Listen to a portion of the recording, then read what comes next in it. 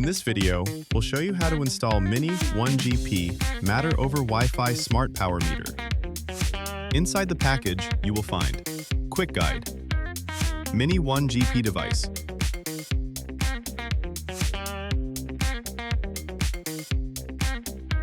Before wiring, please make sure the power is turned off. Loosen the required screws. Check if there is a neutral wire in the wall box. Wire the device according to the wiring diagram. Make sure all connections are secure.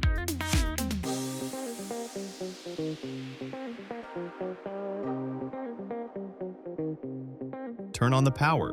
When powered on for the first time, the LED indicator will flash 2 short and 1 long. If not, press and hold the button on the device for 5 seconds to enter pairing mode. Open the eWeLink app. Select Scan. Scan the QR code on the back of the device. Follow the instructions in the app to complete the setup.